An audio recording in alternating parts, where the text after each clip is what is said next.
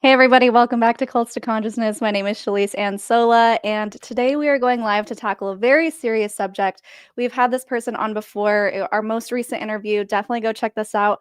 Check that out after watching this. But we're so happy to be here live today with Haram Doodles. Thank you so much for joining us. Hi, nice to be here too. Thanks for having me. Yeah, so we released your video on election day, and I was like, who knows if it's going to get a lot of attention, but it most certainly did. People maybe wanted a break from all of that madness, and they watched your video, and I wanted to read a few of the comments, the top comments, and then I want to ask you what the overwhelming response has been, how you felt about it, and then why you want to talk about Islamophobia today. So the first comment, 117 likes. Haram Doodles, I really enjoyed your interview. As a Pakistani American ex-Muslim, I thank you for your bravery. And I love that so many people rallied around that comment. It just shows how impactful it can be when you stand up and tell your story. And then the second one, which is interesting because I didn't even realize this was the second comment before you made the suggestion to talk about this topic today. But it says the term Islamophobia has robbed us of our ability to criticize what is fundamentally wrong with Islam, in quotes. She was quoting you, or they were quoting you. OMG, chef's kiss. Yes, bravo. Speak up to all of those who've been silenced. So, how have you found this experience? Because this is one of the first times that you've actually shown your face publicly. You've had your doodling channel on Instagram. Everyone go follow it, Haram Doodles. It's great using art to express your feelings and how hard it is leaving a religion and basically giving people a place to vent and feel safe and seen and heard. But now you are out yourself, your face is being shown, which can be really scary. So how has this been for you? My heart is beating really fast. I'll say that. No, it's been really great. Like just reading through the comments, just appreciating so much love and really kind of feeling that sense of belonging outside even the ex-Muslim community. And I was reminded that we are really in a community together, as a lot of us ex-religious folks do experience a lot of the similar things. And just feeling really inspired, honestly, by reading everyone's sort of even their own personal stories, reading just even feeling like my story connected with them too. I think that really felt special for me. So yeah, thanks to you too for having this channel and being able to speak to a lot of different voices and actually uplifting those voices. So yeah, kudos to you for doing that too, Shalise. Yeah, it just really makes me feel so good when I hear that our guests are feeling supported and getting Yeah. positive DMs and feeling validated too in the way that other people are feeling validated. It's kind of like this Yeah. validation circle, like a big hug of Yeah. validation. Seriously. And yeah, I mean, you had mentioned this community that I've created and how people are really coming together, but honestly, I don't feel like I've done anything. I feel like I just have given people a space to tell their story, and all Yeah. of these kind, amazing, wonderful people have flocked to the channel, and I feel so fortunate that that's the case. So, everyone watching, thank you so much for being a part of this wonderful community and for showing such love and giving those kind words of affirmation that we always ask for in the interviews to our guests, because it really does make such a huge difference when people are being vulnerable and sharing stories. Yeah. So, yeah, this has just been so great. And we wanted to go live to give the audience, guys, if you're watching live now, please leave those comments and questions in the chat. Jonathan is at home starring them for us so we can answer your questions. But we did want to bring up this topic today, go a little bit further into it. So, why was it that you chose Islamophobia to talk about today? So it is actually Islamophobia Awareness Month, November. I'm forgetting exactly when it was established, but just a few years ago. And one of the things that I really do focus on through my doodles is really making that point that we should be able to criticize any ideas. Religions are accumulation of ideas, and any religion should be able to we should be able to criticize, challenge, question any of those ideas that are in those books and the doctrine, the beliefs. And I'm just not sure why, suddenly Islam gets a free pass from that. I Mhm. really kind of, focusing on the idea that ideas are, we should be able to question them. They're not sacred, but humans are. And when those ideas hurt and harm humans, we should absolutely question them, and we should absolutely speak up about them, because where are we going to go as a society if we don't actually question those ideas, right? So like when, for example, we just went through an election in the US. There's a lot of policies being created. But if we don't question those policies, and if we don't raise our voices and actually like question who is this helping and who is this hurting, then we're not going to get anywhere. We're going to be kind of stuck in that same bubble, and the people that are getting harmed and hurt are going to continue to get harmed. And so same thing with ex-Muslims. By saying Islamophobia, it's taking our right away to criticize Islam, the ideas, and not Mhm. people. We still have loved ones who are Muslims. We still have family and friends and community that we still connect with that are Muslims. And so why would we wish harm on our own people, right? Sure, we might be experiencing trauma or abuse from family, that might be one of the reasons why we sort of move away from them. And at the same time, we still have a lot of family and friends, right? Like people in our community that we still might be connecting with. And also, why would we ever wish harm on other humans anyway, right? So Mhm. I think it's that idea that criticizing Islam does not mean bigotry. It doesn't mean that we are being harmful towards Muslims. It's unfortunate that being Muslim is seen as an identity that's almost like biological when it's really not, right? Like your biological identity is like your gender, your race, your um, sexual orientation, right? So, but Islam, religion, is not one of those identities. It's a learned identity, Mhm. and that's absolutely open to questioning. And anyone that says no, Yeah. you can never question religion is, they're stopping progress. They're stopping us from actually helping ourselves. Mhm. So. And I wanted to talk about ways that it was harmful for you in ways that you experienced racism growing up, for example, Yeah, Muslim in the US and what that looked like, because off camera, I was like, "I wanna make sure I get this right," because when someone says, "Stop being Islamophobic," are they saying yeah, really underneath, "Stop being racist," or "Stop being a bigot?" And it's such yeah, an encompassing term that I wanted to kind of sort those things out and talk about the differences and mhm, how, and you've touched on it, how it's actually weaponized to silence people instead of doing what it's actually supposed to do, and that's protecting people and feeling how they can worship how they want, or not criticizing someone, like you said, because of their identity, but just criticizing the idea that they may believe in to separate yeah, them. right. Um, as a kid, as a teenager, as, a young adult growing up Muslim, I mean, I experienced my family, friends, community experienced that racism too. And it was sort of this, as if we weren't welcome in this country. And so that's what a lot of folks experience, is that bigotry and the prejudice, and the biases that they're probably holding really deeply. And also being like maybe fearful of immigration, right? Like we're seeing that too. And also we're seeing a lot more immigration come through in the last like 50 years of US history. Also in US history, like we've all immigrated at some point to this country. And so I think for us, like having gone through that experience of being Muslim and also being, discriminated against and hated and harmed for just for being Muslim and identifying as a Muslim. And then on the other side of it, being ex-Muslim and not being accepted and still being hated and harmed by folks that think that we are just being really malicious, and that, there's nothing wrong with Islam, and that me even having doodles is me being Islamophobic. And I push back on that because I'm like, no, you're confusing two things. There's Mhm. anti-Muslim hate, which is really people experience that hate, not a religion, right? Yeah. A set of ideas don't experience hate. The people that actually follow those ideas experience the hate. And so I think there needs to be like a really big distinction between something that's like really just intangible, like beliefs, and then tangible, like humans.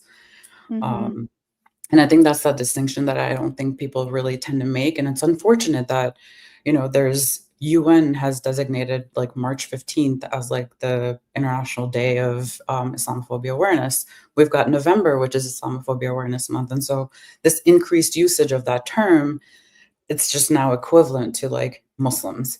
Whereas using Islamophobia, ex-Muslims don't have an irrational fear of Islam. We have a very rational fear of Islam. Just like, like you would potentially have a rational fear of Mormonism, like, right? Like the harm that like was caused and continues to like, harm people. You're still sort of speaking up and challenging that. And I think we should be able to do that for any religion. And I know you did want to talk about what the actual harms or potential harms are when you leave Islam and are vocal about it. Yeah. And so apostasy and blasphemy are punishable even by death. There's a bunch of countries, Muslim countries. There are other countries too, but majority Muslim countries that really actually it's illegal to apostatize and it's illegal to speak anything against the prophet or Islam. And if you do that publicly, you can be punished. There's vigilante crowds that go after you. Your own family will disown you. There's a lot of abuse that happens. I mean, you can literally just go visit the ex-Muslim subreddit and read the stories of ex-Muslims that are asking those questions and then going, and people are on very different parts of their journey. So you'll see a lot of anger, you'll see a lot of frustration, you'll also see a lot of like hope and sort of going, you know what, I found my way out and I'm really happy. Mhm. And it's those voices that get really silenced when people say Islamophobia. So like I encourage people to like not use that term because that is inherently taking our right away to speak about the abuses and speak about the trauma that we experience. Right. Do you think that's why some people, specifically those in the West, confuse or use Islamophobia because they aren't separating the religion with the ethnicity or the race or the background For because of sure. those Muslim majority places? Yep, 100%. There's layers to us, right? Like I have a layer of South Asian ethnicity, then I have a layer of this like Muslim now ex-Muslim identity. And I think there's just like it's as if like Islam is equivalent to Muslims. And it's not, Mhm. right? Like one is a religion, one is a group of people that follows that religion. And so we should be able to like actually separate the two out because any sort of set of ideas, the beliefs and the doctrine, right? Like, why is this religion so scared of apostates? Right? You sort of start to question that too. It's like, why is it so scared for people to actually criticize it or Mhm. speak up against about it or actually sort of sorry, I'm gonna take a sip of water. Yeah, sure. But actually feeling like that they can't speak up about things that are actually harming them, right? Like if we can't speak up about why we left Islam or the reasons that we're seeking care and therapy and community, then how are we going to get anywhere as a community of ex-Muslims? And it's Mhm. unfortunate that a lot of the content creators, we experience this where a lot of folks who are really hateful towards Muslims are following us because that's their confirmation bias, like continuously happening, right? Like everything I'm posting, they're like, yeah, you see these Muslims? And it's like, no, I'm not talking about the Muslims. I'm talking about Islam. And I'm talking about the experience of Islam that we've had as ex-Muslims and Yeah. things that we need to change and actually address. And it Yes. really starts with acknowledging that first. I think that's a huge part of it, and I wanna get your opinion Yeah. on this. From my perspective, I feel like another thing that happens when you use the term Islamophobia is this huge blanket statement over an entire group of people who may or may not practice Islam to varying degrees. Mhm. Now, we talked about this off camera. This channel specifically tends to focus on more extreme cases because those are the ones that get swept under the rug. Those are the ones who are silenced the most, and we want to shed light on those. However, what we don't want to happen is, like you're saying, confirmation bias of people going, see, they're horrible people, or we shouldn't trust them, or A, B, or Yeah. C. We're trying to spread awareness and help people become more compassionate of people who are in these different groups, but that doesn't mean that every single Muslim has this experience or every single Muslim practices in this extremist way. or this Islamist way. And so I think when you use that term, it's signaling to everyone around you how you're afraid of every Muslim. Right. Exactly. And that's exactly it. I think there's a comment someone made that like a lot of Muslims don't even know this much about like that much about Islam. And I think that's also part of that the challenge that we have is as ex-Muslims, we actually end up learning a lot about Islam, and that's why we start to question things Right. and really kind of looking at Islam very objectively. I think that's when we really sort of step outside of it and go, okay, like I'm looking in now, what looks different and why is this not making sense to me anymore? Yeah, So exactly. That's something yeah, that happens through so many different religions is it's the ones who are seeking and the ones who are I don't know if more devout is the right word, but people who are really trying to be the best version of that, practitioner, I guess, that they yeah, can. And so they look deeply into the doctrine and they find things that maybe they weren't taught because that religion didn't really wanna showcase that part of it. And so right. that's when people tend to start spiraling and wanna speak out and go, "Guys, did you know about this? Did you know that we've been following this teaching? I didn't know as a Mormon I wasn't supposed to Yeah. believe in dinosaurs." But, you know, like, I found that out way after I left. I was like, All "What?" right. If you would've told me that when I was in, I would've said, "You're crazy," but it's in there. We're not supposed to believe in dinosaurs, or I'm not Mormon anymore. I wasn't supposed to believe in dinosaurs. So, that's a silly example of a very real topic, which is a lot of times the things that are unsavory are kept hidden in the dark, and it's not until people really, to use a Mormon term, search, ponder, and pray, they figure out, "Wait, this isn't adding up," and so it makes them wanna speak out, but then they're silenced because, "Oh, you're just an apostate. Oh, don't listen to them. Oh, you're anti-Mormon," or "You're Islamophobic." All of those different things which end up harming people who are really truly trying to get answers. Right. And I think that's exactly it. That, we just want answers. We want care. We want community. We want belonging. We want to be our authentic selves. We want the freedom of speech. We want the freedom from religion, right? Like US says we have freedom of and from religion. And I think oftentimes people forget that last part of like from religion as well. And Mhm. that's exactly what we don't have in Islam. We actually are taught that like if you leave Islam, that is the biggest sin you can ever, there's a lot of big sins, right? Like murder and sort of the general natural ones, um, the common sense ones, I would say. But when you actually think about like why did this cult in the 7th century, because it absolutely was a cult started by a man with a bunch of his men, um, why was he so afraid of people leaving? Well, because he probably wanted to grow his membership, right? Like, he wanted that membership to grow of his cult. He wanted more, obviously amassing power and sort of all that privilege that came with it too. And so but now it's the 21st century, and we're still dealing with this, that in this book, you cannot you're not allowed to leave, you're not allowed to question anything, you're not allowed to question Allah, you're not allowed to question the Prophet. So everything these are all the ideas that are written in this book, and then so it gives us literally like we're silenced from the moment we're born to even ask anything or to even go, "You know Mhm. what? I don't know if this makes sense to me anymore." And we're just told, "Well, it doesn't need to make sense. You just need to believe it. You just need to have faith." Yeah. Um, and if you see your faith faltering, then you need to pray more. You need to remember Allah more. You need to, give charity more. You need to fast more. You need to do like it's all around just all these sort of practices around the religion. And Yeah. so it's, when we're trying to get away from that, we can't like that's why the gaslighting happens from Muslims because within our community, that's what we're taught. We're taught that like if you leave, that's like a really big sin. It's forbidden.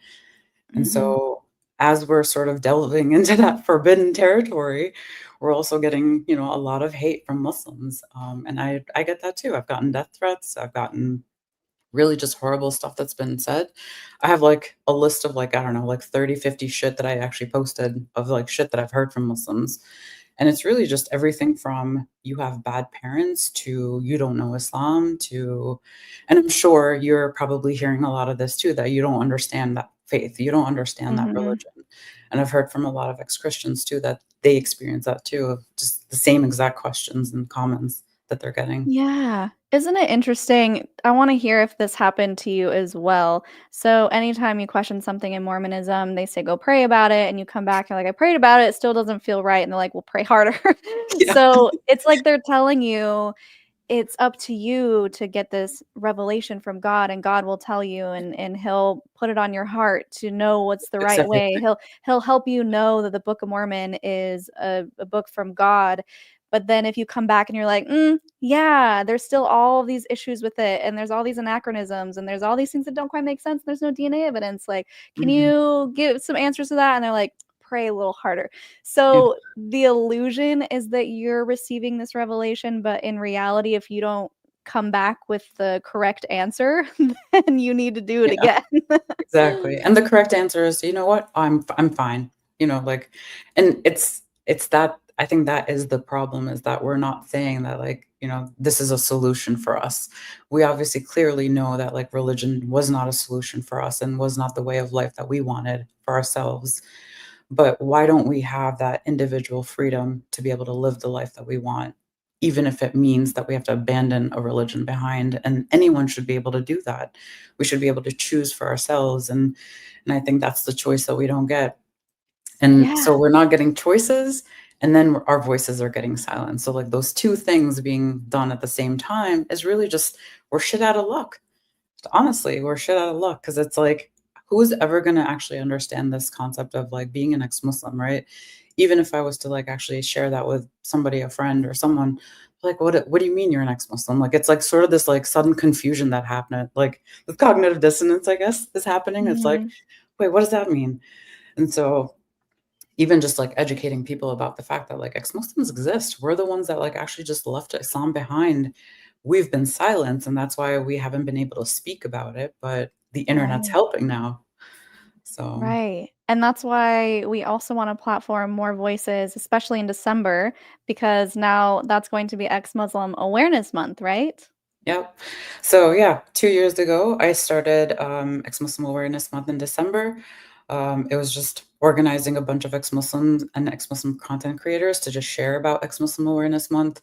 And so now we're in year 3, and I really kind of did it as a protest, in protest of Islamophobia Awareness Month, because I think just highlighting the fact that ex-Muslims, and really any of us, should be able to speak up about any of the religious ideologies that really do put people in situations that they're feeling unsafe.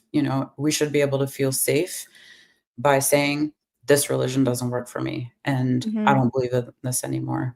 I wish, we could, and all of us could say that.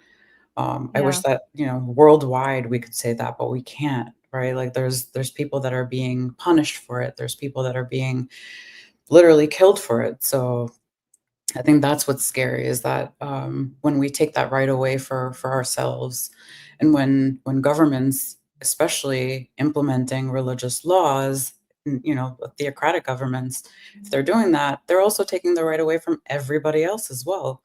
Mhm. And so I think that's what's scary, is that, no one should be able to take that right away from anybody. And for ex-Muslims, that's just one of the most important things, and something that, like, really does bring the community together.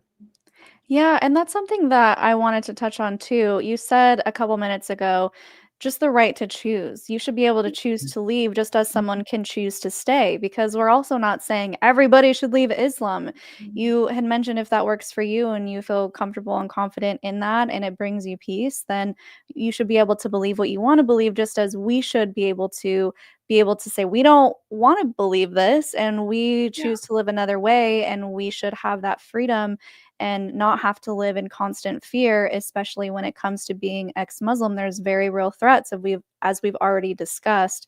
So I just wanted to point that out, that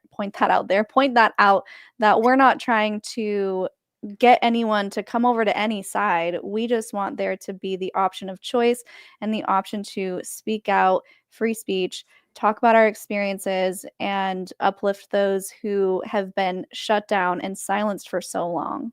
Yeah, absolutely. And I think that's why these avenues and these channels and us being content creators and activists, these are really important for us because we want to make sure that other people out there who are experiencing these things also feel like, there's a community of us out there that's actually also speaking up about it. Yeah. Um, and I think it's really hard to actually build up that courage to be able to do that. It's really difficult to go, I'm going to put my safety at risk to do this. Yeah. And there's a lot of us that sort of, have to hide and have to hide for our just for our own safety. And I think that's really what it comes down to, is that we're not safe. None of us are safe. Even Muslims right now who want to question are just not questioning out of fear. And I've had conversations with even like just, Muslim friends and things, and who have said like, but I hold on to that like 1% chance that like all of this is real and like Allah is real Yeah. and we're gonna like actually be judged and hell is real and heaven is real. And I'm just like, it's just exhausting having these conversations as well, because it's like, I wish that person got over that fear. And I think a lot more of us can really, it takes that one step, but the moment for me, it was like the moment I started making fun of things, when you start to joke around about stuff and like because it doesn't make sense, that's when you really sort of like start to step outside of it too. And I think that for me, Yeah. the comedy of it, the just like I talk about how it's like it seemed like every time Allah or like Islam was mentioned, like the energy and like the fun was like sucked out of the room. And so even as a kid going, "Ah, there's that topic again. Like I gotta talk about this now." Or I'm Yeah. like being told to pray more. Yes, comedy is such a good medicine to get you out of that fear space, because if you can really pull people out of fear and into more critical thinking, and I don't wanna say Yeah, people who are afraid don't critical think, but I do think that it puts up this blockage because fear is a real thing and it's crippling and it does control people. I mean, we've seen it yeah, time and time again, even outside of religion. And so I feel like being able to get outside of fear and into a place of love and understanding and critical thinking and laughter and being able to joke around about things and see the comedy does definitely help put a new perspective on things to where you can just take a new look and see if that's something that you still want to be a part of, which is what you do on your Instagram is you doodle these fun little drawings about your experience leaving Islam or ideas or thoughts or topics. Is there anything that you want to say for anyone who's never seen your page and may be interested? yeah. They're just sinful comics. Haram literally means Sinful comics. forbidden. Yeah. The opposite of haram is halal, which you've probably seen, like halal meat shops and stuff. And so, haram is basically the opposite of that. And really, these doodles are sort of from like a more humanistic lens, really from more of a secular. Also an atheist, and so I really do, post a lot about atheism and a lot about the experiences that we've had in Islam as ex-Muslims. And one of the things I really do is like I do reach out to ex-Muslims and actually get their feedback. I'm continuously working with ex-Muslims on doodles, so that's been really great too. Is that people find that like really just rewarding to be able to see even their own thoughts on my doodles. And so that's just, Yeah. it's a little gift. I think like for me, it's honestly like a gift for any of the ex-Muslims out there who, just share something and I create a doodle out of it sometimes. And so it's like it's just really special to be able to see that.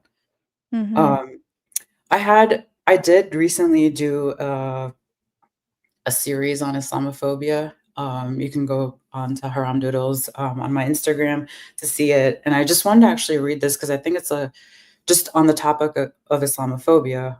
So I have doodles that have Islamophobia written, but the phobia is cut out. And so it's not Islamophobia, it's Islamotrauma. We can hate a religion Mm. because it's not a human. Islamophobia is cut out and it's instead replaced with injustice, that we can absolutely be worried about a problematic set of beliefs, rules, and practices made and for 7th century men. It's the 21st century, isn't it? And so, like, just even addressing Islamophobia and how we can sort of replace these things, like, Instead of Islamophobia, we should talk about Islamic supremacy because white supremacy isn't the only fucky patriarchal system that needs to be dismantled. Mhm. Instead of Islamophobia, we should talk about religious abuse because stopping ex-Muslims from questioning their upbringing with Islam stops our progress towards freedom from Islam.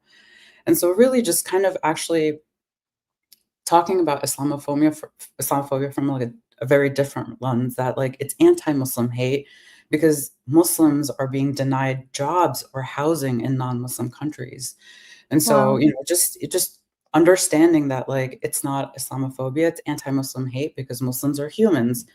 Islam is old school ideas, beliefs, values, practices, rules, guidelines, policies, laws. All of that is what Islam is. And so just even like trying to help people understand like what that differentiation is. And I think more of us need to do that. And more Yeah. of us need to like stop using Islamophobia as that term. Yeah. Oh, I love that. I'm excited to go check out that little series you did. Have you been able to create any merch yet from your doodles? I'm working on it. You better get on it, girl, and then let us know so we can put it on our community page or something, or add it to your interviews. Will do. So we have about 15 minutes left. We're gonna take people's questions. So here we go. Sunny Meadow, do you ever worry about backlash from your former community or worried about safety? To speak about it takes a lot of courage. Yes. Yes. Yeah, I do worry. That's always going to be a worry, and I think that's a very natural part of being an ex-Muslim who does speak out. I just needed to actually accept that and also say, you know what, if I have the privilege of living in a democratic country and which guarantees us the freedom of and from religion, then more of us can and should use our privilege to be able to speak up and speak out about why ex-Muslims exist. And Mhm. so, yeah, safety is always going to be a concern, I think, for anywhere we go. And I have to be just really careful of that, even with, within the community. So, and that's sort of a sentiment that's like goes across ex-Muslims. I mean, yes, some of us are privileged enough that we don't have to worry about that. Maybe our parents are accepting or that, but we still worry about that even within like a public Muslim sort of setting. Yeah. Um, Yeah, of course, that makes sense. yeah. Okay, let's look at any other questions that we have. Let's see. RJ420. I'm from Chicagoland area and I'm 35 and grew up with Muslims and live among them. Never seen any extremism. It's more of a tribal practice. Have any Yeah. thoughts on that? Yeah, I agree. I think all of us that live in these sort of communities that were tied by something, like for example, Islam or religion, we are a little bit of a tribe, right? And we are we always try to conform to that tribe. And I think that conformity is what religion seeks to be able to like keep it like tightly packed and tight knit. And so, yeah, you're right. I think any of those sort of communities are always going to be like sort of a tribal community. We might not call them tribes anymore, but they still are. So, Yeah. Okay. Jenna wants to know, did Haram Doodles ever explore Sufism? I think, did I pronounce that right? Sufism? yeah, She mentioned it in the last episode. So hard to reconcile the beautiful teachings of, I'm not going to pronounce that right, Rumi Rumi, Hafiz, Hafiz. Yeah. with the harshness of much of modern day Islam. Yeah. Very interesting question. Thanks for asking. I actually found my way on my journey out of Islam. Sufism was really that sort of conduit, I think, for me to be able to experience the sort of lighter and more loving side of Islam. And I really appreciated that because I hadn't grown up with those ideas of Sufism. And really, it's just Islamic mysticism. And it really sort of comes from this place of love and devotion for God. But it's not really too much about the organized sort of aspect of religion. It's more sort of from this, yeah. It, I think that's the only way to describe it. It's like a very sort of loving relationship with God. Okay, And so I think more discovering that, spiritual. yeah, yeah, and I think discovering that was really sort of a great way for me to understand that there was other perspectives and other ways of practicing Islam, and that my way, the way I was taught wasn't the only one. Yeah, so that's actually an Mhm. interesting question. When you decided to look into that or practice that or transition into that lighter version, if you will, what was it that ultimately made you say, "You know what? I don't want any part of this?" Um, I was just having a really hard time trying to make sense of so much of it and I think, to the point of someone had asked earlier, just that ex-Muslims end up looking into Islam way more than we did as Muslims. Mhm. Um, because as Muslims, we sort of grow up with whatever's everyone else is doing, we're just doing, and we're sort of just, like mimicking those like same things, but we're not maybe just fully thinking about like we're only just getting this sort of like very subjective understanding of what that religion is. Um, so I think we end up really doing our research much more. I think just over the years, as I started to really kind of go, okay, like, and for me, it was really maybe as a kid, it was dinosaurs, but I think as a teenager and young adult and as an adult, it was definitely about the gender aspects of it. And so for me, just being a woman, I was like, there are so many things in here that just speak to everything that we don't want in this day and age. And you see child marriages happening even within your own communities and your own families. And Mm, sure, child marriages do happen around the world, and we can criticize the child marriages even happening within our own communities because we know that the prophet married a child. And even though that's sort of like, well, the prophet can do anything he wants, he's the prophet. But it's like, yeah, but that's also being mimicked, right? Like we're also seeing that happening and also being yeah. sort of normalized. And so the fact that the leader of this religion normalized that, we also see it being mimicked in our own communities and families. And so just honestly, for me, it was just I would go on to like Quran.com or Sunnah.com and just searching, just search women, search menstruation, search like just all these words that were really relevant to me, just me as a woman. And so I think that's when I really started to go, okay, there's something really wrong here. And I think just even learning about the fact that like in sociology we talk about, right, like how do communities get created, how do these things impact women and men and different sort of people around that live within these communities. And I think when we look at those ideas that are in Islam about women, that like, men are above women, men are like sort of the financial earners, which is why women need to like just be the caretakers, that women are a tilth and men can go to their tilth as they wish. Just like really crazy shit that you're reading and you're like, okay, you can see this is created by men.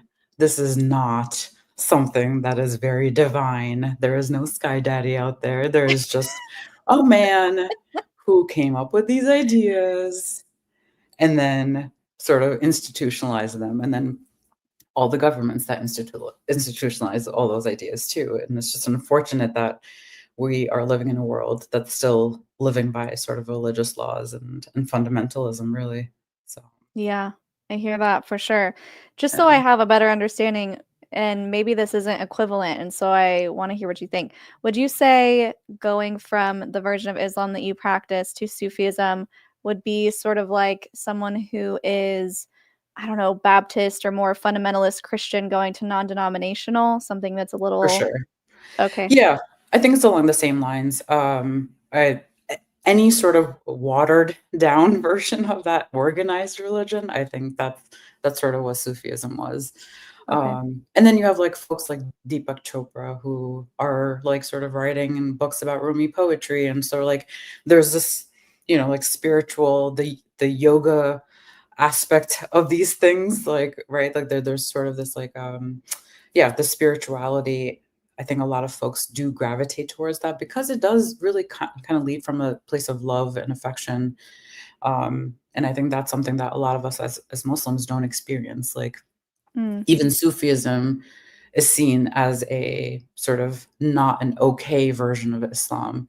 And so mm, within Islam, even you've got Sunnis who are basically, I call it like Sunni supremacy, because Sunnis want their version of Islam because they're in the majority. And then you've got Shias, and you've got a bunch of other, like over 70 sects of Islam that people are, just like literally there's infighting going on. And there's folks like even what's happening in Iran and in the Middle East, there's a lot of sort of Sunni versus Shia, even in Pakistan, even in the countries where there are different versions of Islam that are being practiced.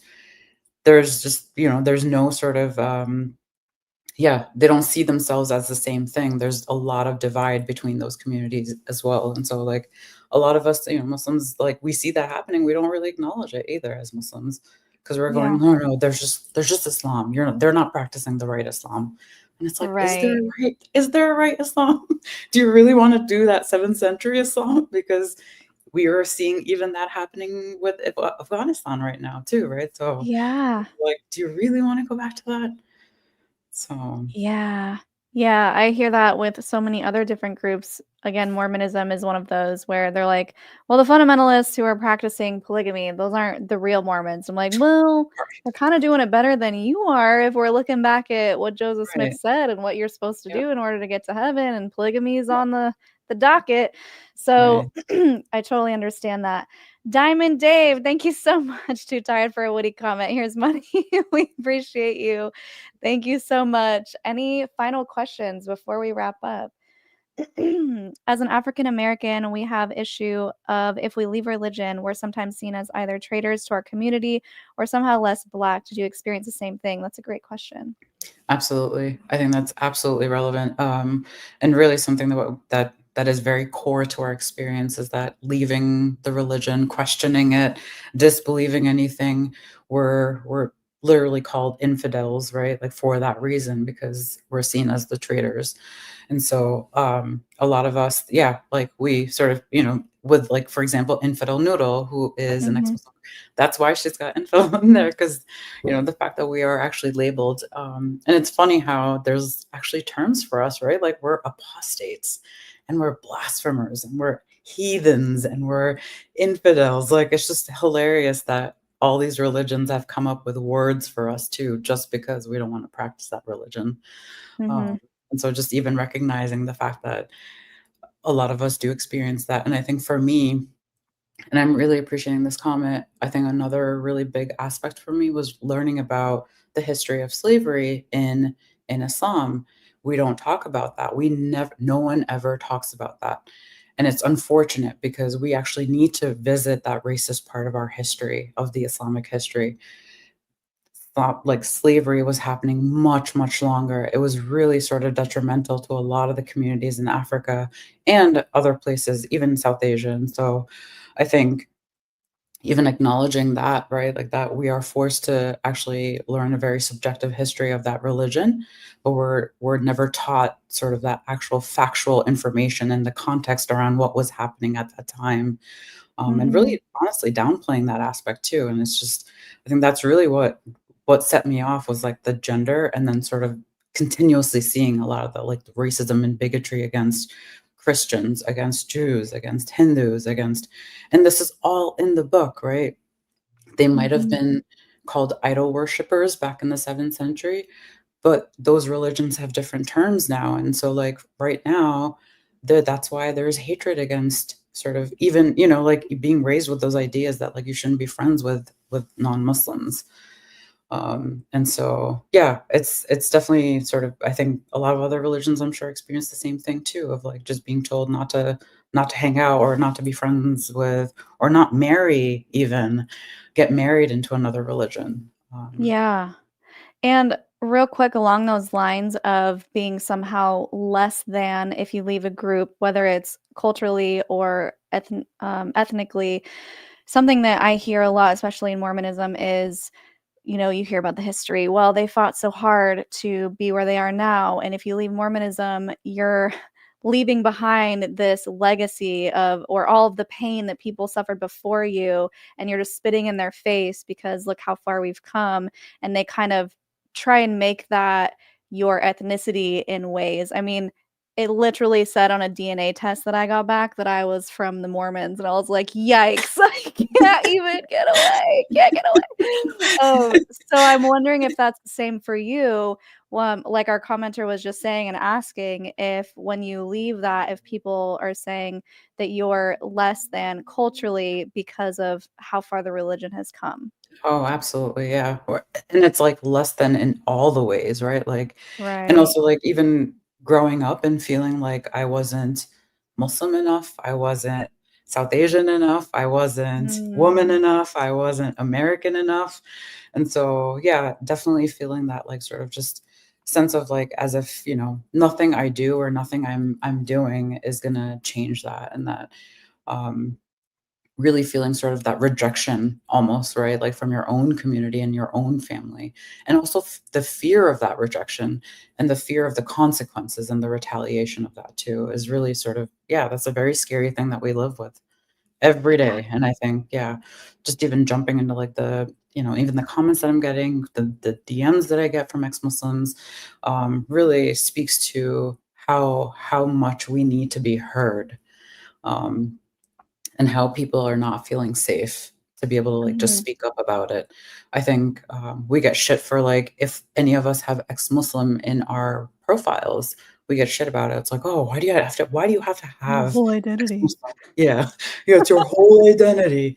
And it's like, yeah, that religion made it my identity. Like, that's exactly Yeah. why I'm here today. Yeah, well, it's interesting. There's so many things to unpack there, but something that really struck me was how you were saying, I wasn't this enough, I wasn't this enough, I wasn't. And it's almost like when you leave all of those extra labels behind and you find something that works for you and you find a group of people who've been through something similar, maybe you use that ex-Muslim in your bio as a beacon to be like, hey, I get you. You almost find this radical acceptance Mhm. between these people who get it and usually religion was supposed to be created for ultimate love, unconditional love. Well, I don't know if it was created that way, but they make it seem like if you're Questionable. following Jesus, if you're following Allah, then you're doing things because you're giving your all and you're Yeah. accepting and you're loving. It's supposed to be that way, but it often ends up being the opposite where Mhm. sometimes some of the most hateful comments are from people who are claiming to be the most devout and it just is so interesting and I wish they could hear themselves. So for those watching, if you're wondering if there is acceptance, if you could ever feel worthy, yes, absolutely. When you leave behind the dogma and you leave behind the practices that are holding you down and you truly figure out who you are inside, besides the religion, besides the programming that you've been given, and find what it is that makes you tick and makes you feel alive, you can find that radical acceptance within yourself. Wouldn't you agree? Yeah, absolutely. You can absolutely find that, and I think that radical acceptance and also it's like the acceptance for others and the acceptance for yourself. I think Yeah. those 2 things Yeah. have to go, like, hand in hand, right? Like, you have to have self-love and you have to have love for others, right? Like, just human beings, if we can just start there.